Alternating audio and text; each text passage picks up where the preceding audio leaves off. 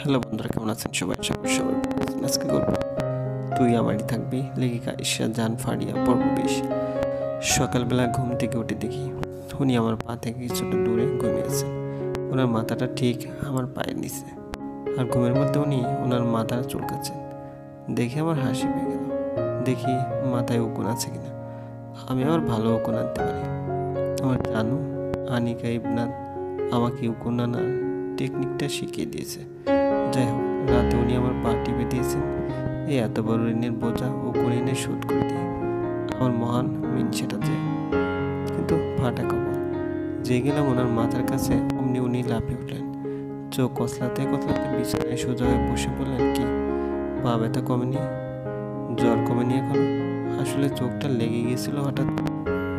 আমার জ্বর এখন আর নেই, পা ব্যথা নিরাময় হয়ে গেছে। এত ভালো ওষুধ থাকতে পা ব্যথা থাকার সাহস পাবে না? উনি ব্রুকুসকে জিজ্ঞেস করেন, ওষুধ কোথায় গেলে, কোথায় পেলে? আমি তো পা ব্যথার কোনো ওষুধ আনিনি। এই ওষুধ সেই ওষুধ না। উনি জিজ্ঞেস দৃষ্টিতে তাকিয়ে বলেন, এটা আবার কেমন ওষুধ তাহলে? আপনি বুঝবেন না কেন? আমি কেন বুঝবো না?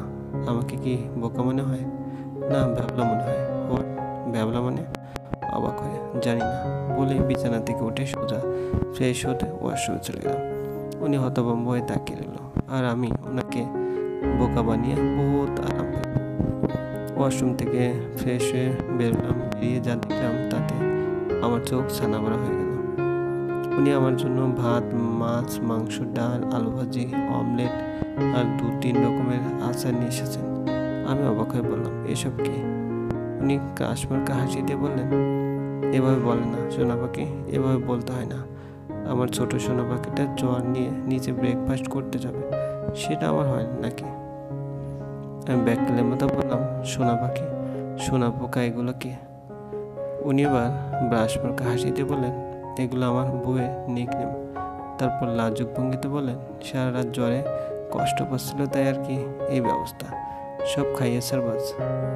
হ্যাঁ, ওনার মতলব বুঝতে পেরে বললাম, তাহলে আপনি আপনার সোনা পোকা বউকে খাওয়ান, আমি আসি। বলে দরজার দিকে দৌড় দিতে গিয়ে দেখি ওটার উপরের সিটকে লাগানো। আমি তো সারা জীবনে নাগাল পাবো না। পিছন করে খেলাম ধাক্কা গুন্ডাটার সাথে, আর উনি সুযোগ বুঝে কাজ হাসিল করে নিল। মানে ঠাস করে আমার গালে একটা চুমু দিয়ে বসলো। আমি চেহারা কালো করে বললাম, আসলে আপনি বকাটে।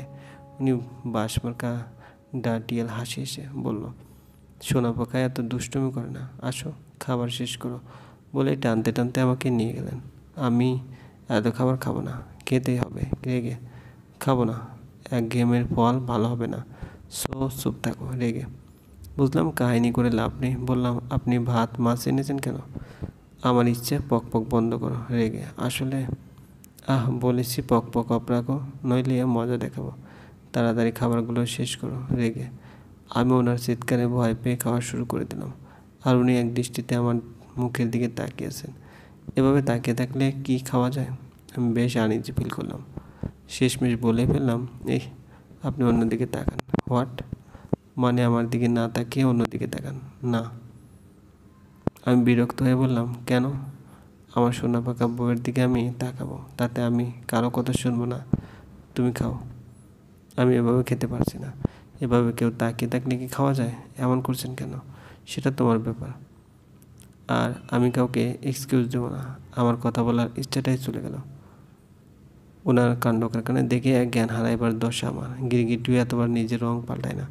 উনি এই ভালো তো এই খারাপ বুঝলাম না। ওনার কি মানসিক প্রবলেম আছে? আজব, যদি মানসিক প্রবলেম থাকে তাহলে হায়, শেষমেশ মানসিক রোগীর সাথে আমার বিয়ে হলো। এই দুঃখ আমি কই রাখি? ওয়ার্ডরোবের ভিতরে রাখবো নাকি? রাখার জায়গাও নেই। বিকেলবেলা সারাদিন আমি আর মামনি বসে বসে গল্প করলাম শানাসের সাথে। জ্বর আর নেই। মামানি তো জ্বরের কথা শুনে গুন্ডা আপনার আগুনকে বকা দিলেন ইচ্ছে মতো। সেই আগে উনি বাসা থেকে বেরিয়ে সাদাব ভাইয়ের বাসায় বসে আছেন। যাই হোক, এখন আমি সুস্থ, তো মামানি একটু পরপর গায়ে হাত দিয়ে দেখছেন জ্বর আছে কিনা।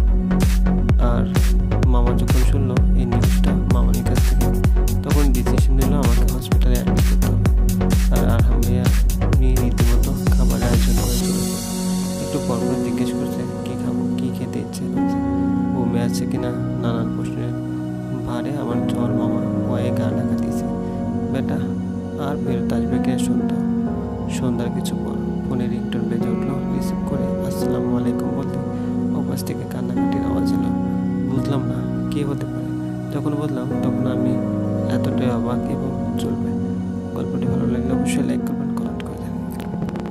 গল্প তুই আমার থাকবি লেখিকা ইশরাত জাহান ফারিয়া পর্ব 21। আমি এতই অবাক হলাম যে বলার বাইরে ওপাশ থেকে সাদাব ভাই হ্যালো হ্যালো বলছে। আমি বললাম উনি কোথায়? আমার পাশে বসে আছে। তাহলে কান্না করে কেন? বুইড়া বয়সে বিমরতি যথেষ্ট। আরে বকো না, আমার জানের জিগারে কান্নাকাটি করে চোখ মুখ লাল করে ফেলেছে। সাদাব ভাই বললো রাখেন এসব ঢং, বাসায় আসতে বলুন ওনাকে। ও তো বাসায় যেতে চাচ্ছে। ইনফ্যাক্ট নতুন অসুস্থ ওয়াইফ পাশে রেখে ওর মন এখানে টিকছে না। তাহলে আসছে না কেন? আরে আন্টি নাকি ওকে তোমার অসুস্থতার জন্য বকাযোগ্য করেছে।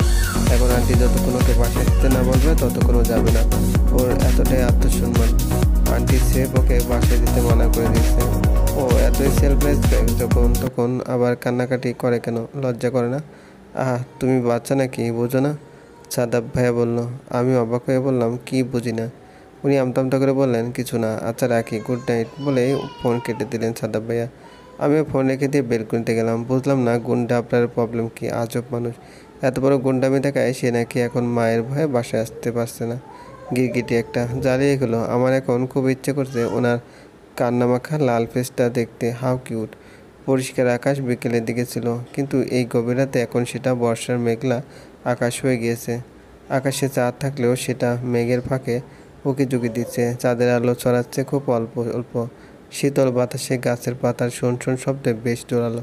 বেলকনিতে বসে আছি, হাজারো ভাবনা মনে উঁকি দিচ্ছে। পৃথিবী কত সুন্দর।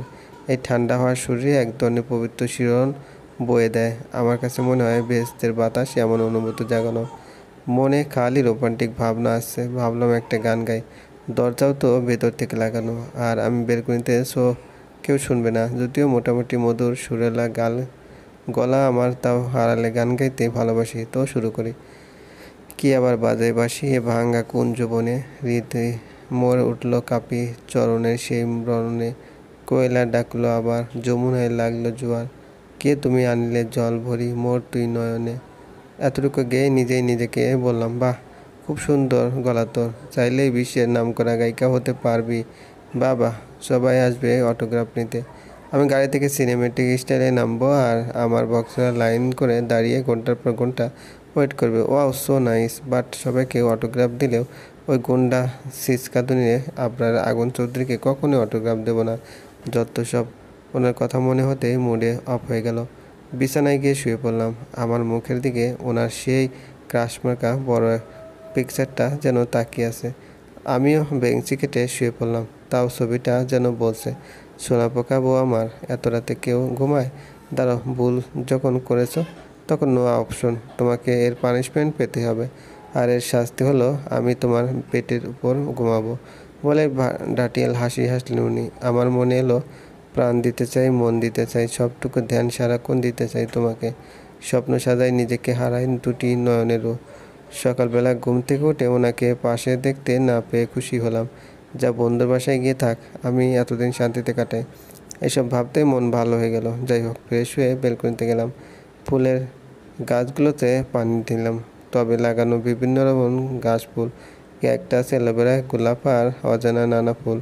এগুলো বিদেশি ফুল গাছ, আবরার মিয়ার ফেভারিট ফুল। যত্ন না নিলে আস্ত কাঁচা খাবে আমায়, সাথে চিলি সস লাগিয়ে। কিন্তু এই ভয়ে কাজ করছি না আমি। গাছগাছালি আমি খুব ভালোবাসি, তাই করছি। আজও সারাদিন সানা চাচি, মামানি, ভাইয়া, মামু ওদের সাথে কাটালাম খুব মজা করে। আবরার মিয়াকে মামানি বাসায় আসতে না করায় উনি ওখানেই রইলেন।